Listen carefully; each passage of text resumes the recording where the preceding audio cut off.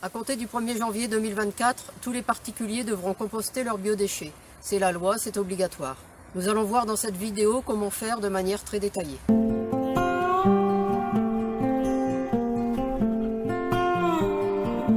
Bonjour et bienvenue sur Écolo Bio Nature, je suis Isabelle Bonnet et mon but est de vous aider à augmenter votre autonomie alimentaire. Alors comme je vous l'ai dit dans l'introduction, on va parler aujourd'hui compostage et de cette nouvelle loi qui oblige les particuliers à composter leurs biodéchets. Mais avant de rentrer dans les détails, n'oubliez pas de vous abonner à la chaîne et de cliquer sur la cloche pour être prévenu lorsque je sors une nouvelle vidéo. Alors je vais commencer par vous parler de cette nouvelle loi et j'ai pris mon petit papier pour ne rien oublier. Alors cette obligation de composter les déchets est une disposition qui a été introduite par la loi AGEC, loi anti-gaspillage pour une économie circulaire, qui a été promulguée en février 2020 pour se conformer au droit européen. Alors selon le code de l'environnement, tous les ménages devront pouvoir trier leurs déchets biodégradables, déchets dégradables naturellement par des micro-organismes vivants, et les séparer du verre, des emballages ou du reste de la poubelle indifférenciée. Alors qu'est-ce qu'on appelle un biodéchet? L'article L 541-1-1 du Code de l'environnement définit les biodéchets comme les déchets non dangereux, biodégradables de jardin ou de parc, les déchets alimentaires ou de cuisine, provenant des ménages, des bureaux, des restaurants, du commerce de gros, des cantines, des traiteurs ou des magasins de vente en détail, ainsi que les déchets comparables provenant des usines de transformation de denrées alimentaires. Alors en pratique pour les particuliers, quels seront les déchets à traiter? Eh bien tout ce qui est déchets du jardin, c'est-à-dire les tontes, les fauches, les feuilles mortes, les tailles d'arbres et d'arbustes, tous les déchets ligneux, tous les déchets d'arbres et d'élagage. Et tout ce qui est déchets alimentaires, c'est-à-dire les restes de repas ou de préparation de repas, des produits périmés ou non consommés. Pour un ménage, ces déchets alimentaires représentent aujourd'hui 38% de la poubelle, ce qui n'est pas négligeable. Alors on pourra soit faire du compost chez nous, utiliser un composteur collectif, par exemple en bas d'un immeuble, ou aller sur des sites de compostage partagés, et dans certaines grandes villes, accéder à des points d'apport volontaire de ces déchets. Pour les détails, en fonction de l'endroit où vous habitez, votre mairie ou votre communauté de communes pourra vous apporter plus de renseignements sur ces différents modes de collecte. Alors ici, nous allons voir en détail le compostage chez soi. Et ça tombe bien, depuis octobre 2011, date de ma formation, je suis guide composteur bénévole pour ma communauté de communes. Alors on va voir d'abord ce qu'est le compost.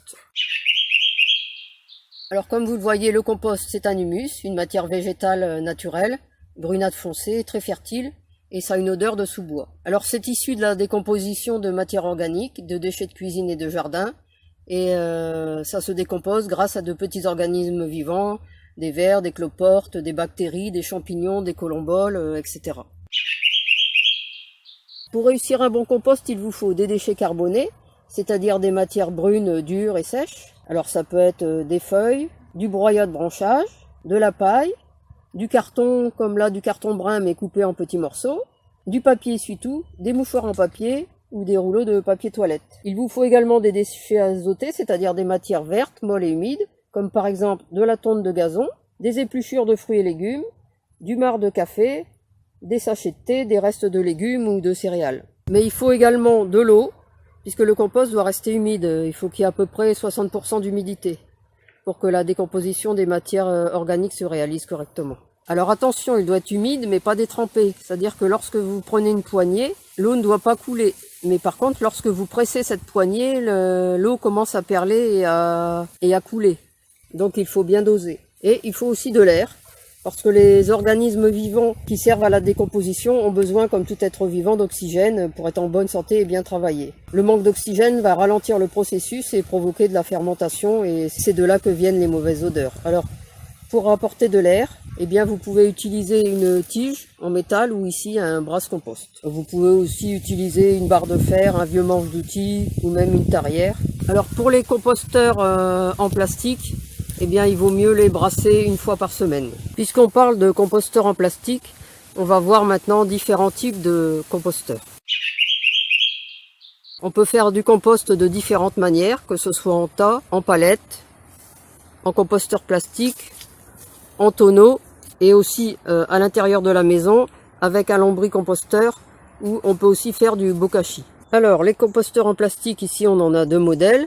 Alors, avant de vous ruer dans une jardinerie pour en acheter un, voyez un peu au niveau communal ou bien intercommunal s'il n'y a pas d'aide financière de prévu ou la possibilité d'avoir un composteur gratuit ou à tarif vraiment attractif. Ici, la communauté de communes les vend 17 € pour le petit et une trentaine d'euros pour les grands, vous voyez. Ça n'a rien à voir avec les prix du commerce. Alors avec ce type de composteur, il vaut mieux aérer une fois par mois et au début, si vous le pouvez, le mélanger lorsque vous apportez des déchets. Son avantage, c'est qu'il a un couvercle et donc il est protégé du lessivage des nutriments par la pluie. Et puis il peut y avoir un peu de mouche, ça ne gêne pas puisque le composteur est fermé. Vous voyez, celui-ci c'est un 700 litres. Et celui-ci c'est un 360 litres. Donc vous voyez, il y a des trous d'aération. Et donc l'avantage du couvercle, eh bien, c'est de permettre au compost d'être protégé de la pluie et de ne pas être lessivé. Alors pour le vider, ben, ça dépend des modèles. Celui-ci c'est simplement une tige ici qu'on enlève. Et puis il s'ouvre en deux et on peut récupérer le compost ou l'ouvrir entièrement. Alors pour petite astuce, si vous avez peur d'avoir des rats ou des mulots qui viennent dans votre composteur, vous pouvez mettre dans le fond du grillage et puis mettre par-dessus quelques pavés du moment qu'il reste des interstices pour permettre aux vers de circuler. Vous pouvez poser le composteur sur quelques pavés et ça maintient en même temps le grillage en dessous pour éviter qu'il y ait des bébêtes qui viennent à l'intérieur. Si vous avez peur d'avoir des mulots ou des rats même. Mais normalement, s'il est bien fait, il n'y a pas de rats puisqu'il n'y a pas de déchets carnés. Un composteur tonneau. Alors Cathy va vous faire la démonstration de son fonctionnement. Donc il faut tirer le frein, le débloquer, et vous voyez. Alors là il est bien plein donc c'est un peu compliqué, mais vous voyez, hop, voilà. On tourne plusieurs fois. Et vous voyez, ça pose pas au sol, donc il faut vraiment introduire les verres. Et donc je vais vous montrer l'intérieur. Je vous ai déjà montré un petit peu tout à l'heure, mais là, vous voyez, il y a une tige au milieu avec des dents qui permet de mélanger encore mieux. Et on voit pas trop les dents, je sais pas si on va pouvoir les voir. Vous voyez, les dents sont en dessous là. Voilà, là vous les voyez mieux. Vous voyez la dent. Vous voyez, on voit les dents qui sont là. Et ça permet de mieux mélanger le compost. Alors donc, comme je vous disais, pour ce modèle-là, il faut introduire les vers, les Eisenia foetida, puisque ça ne repose pas au sol. Alors vous n'êtes pas obligé de passer sur des modèles plastiques. Vous pouvez très bien vous construire un modèle en palette ou faire en tas. On va voir d'abord le modèle en palette. Alors vous pouvez très bien vous fabriquer des composteurs en palette. Alors simplement, si vous avez peu de place, ben, vous faites un seul composteur. Et si vous avez plus de place, vous pouvez faire un 2 ou 3 bacs palettes. L'idéal étant un 3. En fait, avec 3 cellules, ça permet d'utiliser 2 cellules pour le compostage. Alors les 2 premières, ben, vous transférez au fur et à mesure le compost dans l'une des 2 cellules. Ça permet de le mélanger plus facilement. Et la troisième est plus dédiée à la récupération des matières sèches. Tout ce qui est feuilles, par exemple. Ça vous fait une réserve. Alors moi là, j'ai fait un 2. Et là, dans le deuxième, pour le moment, j'y stocke du crotone cheval qui va partir au jardin dans pas longtemps. Alors, dans les bacs en palette, l'idéal, c'est de mettre du carton. Je sais pas, vous voyez, il est déjà à moitié décomposé. Là, il faut que j'en remette tout autour. Pour éviter qu'il y ait... Parce qu'il faut de l'air, mais il faut pas qu'il y en ait trop non plus. Parce que trop d'air, ça va provoquer plus de dessèchement l'été. Donc, en remettant du carton, eh bien, on limitera ce dessèchement. Et on limite aussi le refroidissement l'hiver. Alors pour éviter le lessivage, comme ça n'a pas de couvercle, eh bien l'hiver vous pouvez ajouter une bâche, une vieille couverture, un vieux bout de moquette. Vous voyez ici c'est des tapis que je mets l'hiver par-dessus. Et pour que vos palettes ne pourrissent pas trop, vous pouvez les badigeonner d'huile de lin. Celle-ci on ne voit plus de traces d'huile de lin, tandis que sur celle-ci on le voit encore. Alors vous voyez, je vous montre en même temps le compost du voisin qui est bien réussi. Vous voyez, lui il a fait 2 bacs. Et il vient de transférer du premier bac au deuxième bac son compost.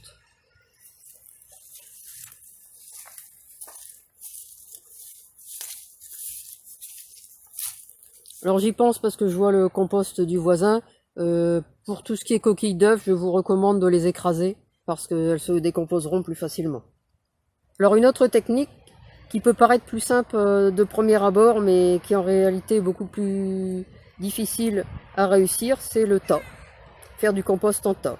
le tas doit être à l'ombre et à l'abri du vent, un peu comme un composteur classique. Mais lui, il doit reposer sur un lit de branchage pour l'aération et mesurer au minimum 1,50 m de large et 80 cm de haut. Peu importe la longueur, c'est pour une bonne élévation de la température. Pour pouvoir le réaliser, il faut une bonne quantité de matière. Et puis pareil, l'hiver, il faudra penser à le couvrir de branchage, de carton ou d'une bâche. Et puis celui-là, il faudra le retourner tous les 8 à 10 mois en incorporant les parties extérieures vers l'intérieur afin qu'elles se décomposent. Parce que vous voyez, c'est comme ici en palette, c'est le même principe. Sur l'extérieur, ça a tendance à sécher, donc il faut réintroduire les matières à l'intérieur du tas régulièrement. Alors on va retourner à la maison maintenant et je vais vous montrer mon lombricomposteur ou vermicomposteur. Un autre type de composteur, pour ceux qui manquent de place, le lombricomposteur ou vermicomposteur. Les deux noms sont valables. Alors c'est un composteur installé dans la maison et c'est utile quand on n'a pas la place ou qu'on vit dans un appartement par exemple. Alors je vais vous l'ouvrir.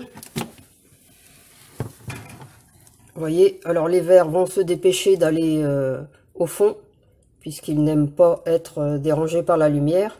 Ils ne risquent pas d'être trop nombreux puisqu'ils se régulent d'eux-mêmes. Alors là, dans le mien, il y a beaucoup de cloportes, hein, mais en général, il n'y en a pas. Et les vers restent sagement dans le lombricomposteur, sauf s'ils ont faim, ou là, ils risquent de s'échapper pour aller chercher de la nourriture. Mais en temps normal, ils restent dans le composteur, sans problème. Ça ne sent pas, moi, il est dans la cuisine. Il y a une légère odeur d'humus, c'est tout. Alors si ça sent, c'est qu'il y a un problème. C'est qu'il y a trop d'azote. Bon, ça peut être dû à trop de fruits, par exemple. Dans ce cas-là, vaut mieux arrêter de mettre des déchets, remuer l'ensemble et puis attendre que l'odeur disparaisse avant de renourrir les vers. Alors, vous pouvez l'installer n'importe où chez vous, même dans la cuisine, à condition que la température soit constante, qu'elle soit entre 15 et 25 degrés. Et puis, l'endroit doit être calme. Les vers aiment la tranquillité. Alors, je vais le refermer pour les laisser tranquilles. Alors, vous pouvez l'acheter ou le fabriquer vous-même. Dans tous les cas, il est fabriqué de la même façon. Vous avez 3 étages. Alors si vous le faites vous-même, vous pouvez utiliser des boîtes de rangement en plastique, les boîtes emboîtables, ou des bacs en polystyrène. Donc un minimum de 3 bacs, 2 dont le fond est percé de multiples petits trous, et un couvercle. Et le troisième, lui, n'est pas percé. C'est pour récupérer le jus du compost, ce qu'on appelle le thé de compost. Vous voyez, là, il y a un robinet puisque c'est un modèle du commerce. Mais sinon, si vous n'avez pas de robinet dans votre bac, vous le récupérez régulièrement, le jus. Vous voyez, là, j'ai d'autres bouteilles en attente. C'est un très bon engrais. Alors, on dit jus de compost ou thé de compost. Alors, dans ce type de composteur, évidemment, il vous faut introduire les vers. Là, ils ne viennent pas tout seuls. Et il ne faut pas n'importe quel vers. Ce sont des vers de compost, les Eisenia foetida. À pas confondre avec les vers de terre, Lombricus terrestris. D'ailleurs, les vers de terre, c'est pas la peine de les ajouter dans vos composteurs, ça sert à rien, c'est pas les mêmes types de vers. Les vers de compost sont rouges ou rayés jaune et rouge et se trouvent facilement dans les fumiers ou des matières en décomposition. Si vous en avez pas, eh bien vous pouvez soit les commander sur internet, soit demander à un ami qui a déjà un composteur de vous en donner, ou soit aller dans un magasin de pêche, on en trouve aussi. Vous voyez, je sais pas si... Oui. Voilà un gros plan. Un autre ici. Vous voyez là-bas. Allez, on les laisse tranquilles. Alors, il est un peu plus difficile à gérer qu'un composteur extérieur parce qu'il faut faire attention au démarrage. C'est un peu plus compliqué. Là, il faut mettre une litière au verre au départ. Ça peut être de la fibre de coco, ça peut être du journal mouillé, du carton mouillé. Il ne faut pas trop les nourrir, mais il faut les nourrir suffisamment également. Et puis faire attention aux problèmes de mouches qui peuvent venir si vous mettez beaucoup de fruits dans le lombricomposteur. Et dans ce cas-là, pour éviter les mouches, il suffit d'emballer les restes de fruits dans du papier essuie-tout, dans du journal ou dans les sacs en papier brun que vous donne le commerçant lorsque vous achetez les fruits. Donc voilà pour ce modèle. Alors ici, un autre type de composteur, c'est celui qui se trouve au milieu du Kewl Garden que j'ai ici. Alors l'avantage du compost au milieu d'un Kewl Garden, c'est que le compost se diffuse directement dans ce jardin en trou de serrure. Alors ça va me permettre de vous parler un peu des différentes matières que l'on peut composter, tout en regardant Fifi en train de manger là, des graines de blettes. Alors en matière verte, donc les matières humides azotées, Vous allez mettre tout ce qui est fruits et légumes, que ce soit les épluchures ou les légumes entiers ou en morceaux. La tonte de pelouse. Alors là, il faudra bien la mélanger avec de la matière sèche.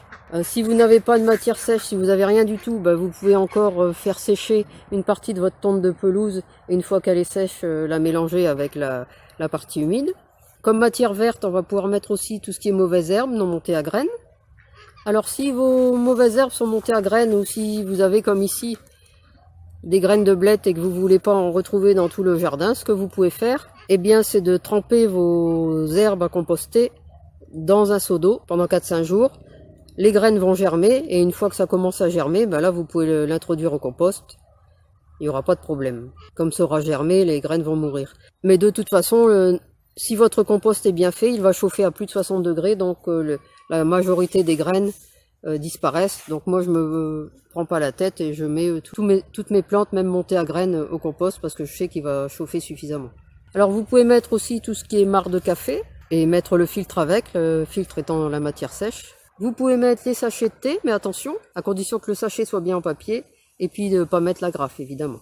Donc le thé en vrac aussi, tout ce qui est plantes et fleurs fanées, les feuilles vertes, les déchets de pain et toutes les autres céréales, pâtes, riz, etc. Alors dans les matières brunes, les matières carbonées, ici on a des miscanthus par exemple, on peut mettre des feuilles mortes, du papier essuie-tout, des rouleaux de papier toilette, des mouchoirs en papier, du papier journal, du carton brun, des coquilles d'œufs. Alors, comme je vous l'ai dit, les coquilles d'œufs, il vaut mieux les écraser. Des tailles de haies, s'ils sont coupés fins. Des tiges coupées, des branches broyées. La litière des poules et de tout ce qui est animaux herbivores, comme les lapins, les cochons d'Inde, les gerbilles. La sciure de bois, si elle est non traitée. Et un tout petit peu de cendre, pas trop. Alors, qu'est-ce qu'on ne met pas dans le composteur? On va pas mettre de métal, ni de plastique, même celui qui est indiqué biodégradable. Parce qu'en fait, il l'est pas à 100% et vous vous retrouvez avec des morceaux de plastique dans votre compost. On va pas mettre non plus les photos, les papiers brillants, les couches jetables et tout ce qui est excréments de chat ou chien. On ne met pas les gravats et pour les déchets alimentaires, on va pas mettre tout ce qui est déchets carnés comme les os, le poisson et on ne met pas non plus les huiles et les graisses. Tout ce qui est déchets carnés et huiles et graisses, on pourrait le mettre, mais on ne le met pas pour la simple et bonne raison que ça va attirer les rats. Et la taille des résineux, on peut en mettre un tout petit peu, mais il vaut mieux le mettre plutôt directement en paillage, c'est assez long à se décomposer. Passons maintenant à quelques astuces. Alors, comment allier les matières vertes et les matières brunes à chaque fois? Eh bien, par exemple, si vous épluchez vos légumes, vous allez les éplucher dans un essuie-tout ou mieux encore dans du papier journal ou le papier marron, sac en papier dans lequel vous avez eu vos légumes. Comme ça, vous avez en même temps vos légumes, votre matière humide, azotée et votre matière sèche avec votre sac en papier. Si vous tondez votre pelouse, vous ajoutez en même temps tout de suite ou de la paille ou du foin ou des feuilles. Ou si vous n'avez rien de tout ça, vous avez certainement des rouleaux de papier toilette, ce qui fait que l'hiver, vous vous amusez à découper un peu les rouleaux de papier toilette, vous en faites un stock et lorsque vous avez de la tonte de pelouse, vous pouvez l'ajouter à la tonte et vous avez votre matière sèche et votre matière humide. Autre astuce, pour ne pas aller traverser tout le jardin pour porter votre pot de banane ou les épluchures de votre concombre, pensez à mettre un petit seau à votre porte, que ce soit votre porte de cuisine si vous avez une porte-fenêtre ou à votre porte d'entrée ou de garage. Comme ça, vous pouvez jeter votre déchet dans le seau et puis après, vous irez régulièrement vider le seau dans le composteur. Ce sera plus pratique. Sachez même que dans certaines communautés de communes, si vous prenez le composteur chez eux, ils vous offrent le petit seau pour mettre vos biodéchets. Essayez dans la mesure du possible de toujours emballer vos fruits dans un sac en papier ou dans du journal ou dans de l'essuie-tout pour éviter les mouches, surtout si vous avez un lombricomposteur, donc un composteur qui est à l'intérieur. Si vous avez de l'herbe montée à graines et que vous n'osez pas la mettre dans le compost de peur qu'il ne chauffe pas suffisamment, faites tremper ces herbes montées à graines dans l'eau pendant quelques jours et lorsqu'elles seront germées, vous pourrez les inclure dans le compost. N'achetez surtout pas d'activateur de compost du commerce, ça ne sert à rien. Si vous voulez vraiment mettre de l'activateur de compost, vous pouvez le fabriquer maison avec du purin d'ortie ou du purin de consoude et vous pouvez aussi utiliser de l'urine à condition que cette urine ne comporte pas de résidus de médicaments. Voilà, en fait ça vous fait beaucoup d'informations, mais vous verrez c'est assez simple de faire du compost, c'est une question d'habitude, et vous pouvez vous référer à cette vidéo régulièrement, comme ça à partir du 1er janvier vous ne serez pas pris au dépourvu, et vous saurez comment faire un bon compost.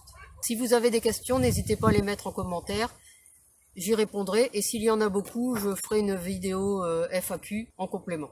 Voilà, c'est tout pour aujourd'hui. Si vous avez aimé cette vidéo, n'hésitez pas à la partager dans vos réseaux. Tout le monde sera obligé de composter ses déchets au 1er janvier, donc cette vidéo concerne énormément de monde. Donc n'hésitez pas à la partager surtout. Vous pouvez aussi la liker et la commenter. Et puis, comme viennent de me le rappeler les canards, vous pouvez retrouver de nombreux conseils et astuces sur le jardinage bio et la permaculture sur mon blog www.écolo-bio-nature.com et dans mes livres. À bientôt!